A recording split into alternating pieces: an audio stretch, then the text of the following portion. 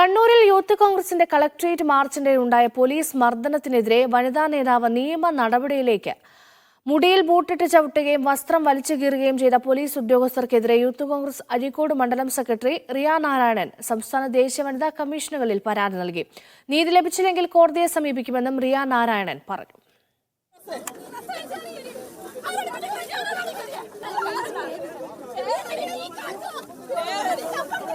രാഹുൽ മാങ്കൂട്ടത്തിലിന്റെ അറസ്റ്റിൽ പ്രതിഷേധിച്ച് വെള്ളിയാഴ്ച യൂത്ത് കോൺഗ്രസ് കണ്ണൂർ കളക്ടറേറ്റിലേക്ക് നടത്തിയ മാർച്ചിനിടെയാണ് വനിതാ പ്രവർത്തകർക്ക് മർദ്ദനമേറ്റത്. സംഘർഷത്തിനിടെ നിലത്ത് വീണ അഴീക്കോട് മണ്ഡലം സെക്രട്ടറി റിയ നാരായണന്റെ മുടിയിൽ പോലീസ് ബൂട്ടിട്ട് ചവിട്ടിയതും വസ്ത്രം വലിച്ചു കീറിയതും വിവാദമായിരുന്നു. ജില്ലാ സെക്രട്ടറി എ ജീന അടക്കമുള്ള പ്രവർത്തകർക്കും സംഘർഷത്തിൽ പരിക്കേറ്റു. പോലീസ് ക്രൂരതയ്ക്കെതിരെ ദേശീയ സംസ്ഥാന വനിതാ കമ്മീഷനുകൾക്ക് പരാതി നൽകിയതായി റിയ നാരായണൻ. നീതി ലഭിച്ചില്ലെങ്കിൽ കോടതിയെ സമീപിക്കും. സംസ്ഥാന വനിതാ കമ്മീഷനിലും ദേശീയ വനിതാ കമ്മീഷനിലും പരാതി കൊടുക്കും. ഇന്ന് തന്നെ ഞാനത് റിപ്പോർട്ട് കൊടുക്കും. അതുപോലെ പോലീസ് സ്വമേധയാ കേസ് എടുക്കുകയാണെങ്കിൽ പ്രോബ്ലം ഇല്ല, എടുക്കുന്നില്ലെങ്കിൽ ഞാൻ നേരിട്ട് ഹൈക്കോടതിയിലേക്ക് പോകാനാണ് ഉദ്ദേശിക്കുന്നത്. പോലീസ് വനിതാ പ്രവർത്തകരെ തെരഞ്ഞുപിടിച്ച് ആക്രമിക്കുകയായിരുന്നുവെന്നും പരിക്കേറ്റവർ ആരോപിക്കുന്നു.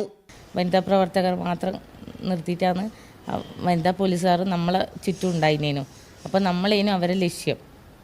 അപ്പോൾ എന്തായാലും നമ്മളെ ആക്രമിക്കുന്നുള്ളത് നമ്മൾ വിചാരിച്ചിന്. കാരണം നമ്മൾ ഏത് പൊസിഷനിലേക്ക് മാറുന്നോ ആ പൊസിഷനിലേക്ക് അവരും നമ്മളെപ്പരം റൗണ്ടാക്കി നടന്ന് കളിക്കുന്നുണ്ടായിന്. മർദ്ദനത്തിൽ പരിക്കേറ്റ വനിതകളടക്കം 4 പേരാണ് ആശുപത്രിയിൽ ചികിത്സയിൽ തുടരുന്നത്. മീഡിയ 1 കണ്ണൂർ.